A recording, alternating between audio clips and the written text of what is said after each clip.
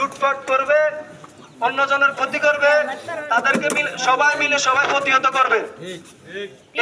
এর জন্য দলের হাইকমান্ড থেকে সর্বোচ্চ নির্দেশনা দেওয়া আছে। অতএব আমরা এখানে আমার অনেক সিনিয়র নেতৃবৃন্দ আছে, মনসুর ভাই আছে, আরো অনেক নাম জানা অজানা অনেক নেতা কর্মী আছে। আমরা যেহেতু কুশুল্লা ইভেন 1 নং সিন্দুরপুর ইউনিয়নে যারা পেয়ার ভাইয়ের আদর্শে রাজনীতি করে, তারা কেউ অন্যায় করবে না এটা সবাই বিশ্বাস করে। তারা কেউ সাদাবাজি করবে না, তারা কেউ লুটপাট করবে না। আর পেয়ার ভাইয়ের আদর্শের বাইরে যারা রাজনীতি করতেছে, দীর্ঘ 16 বছর আমরা প্রত্যেকটা প্রোগ্রামে স্বতঃস্ফূর্তভাবে অংশগ্রহণ করেছি। তারা কিন্তু তখন ছিল না। সুসময় অনেক বন্ধু, দুঃসময় কিন্তু আমরা এত বিএনপি নেতাকর্মী দেখে নেই। এখন যত নেতাকর্মী আমরা বাজারে দেখতেছি, আমাদের এত নেতাকর্মীর কোনো প্রয়োজন নাই।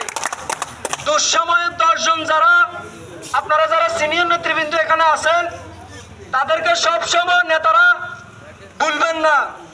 কারণ দুঃসময় রাতের 1টা, ভোর 6টা, দুপুর 3টা, খানা খাই না খাই আমরা প্রোগ্রামে অ্যাটেন্ড করেছি নেতা।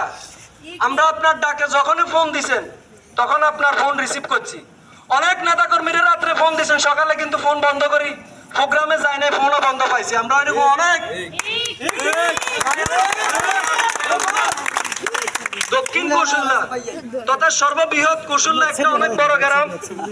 আপনারা কুশুল্লার প্রতি আরেকটু নজর বাড়াবেন, দৃষ্টি দিবেন এবং আমাদের সামনে যারা উঠে আসতেছে তাদেরকে আরো একটু তদারকি করা দরকার, দেখভাল করা দরকার।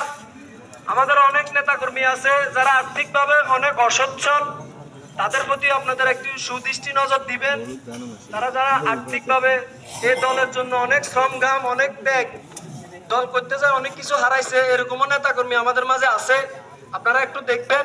এই বলে আমি আমার সংক্ষিপ্ত বক্তব্য এখানে শেষ করলাম। আসসালামু আলাইকুম। খালেদা জিয়া দীর্ঘজীবী হোক।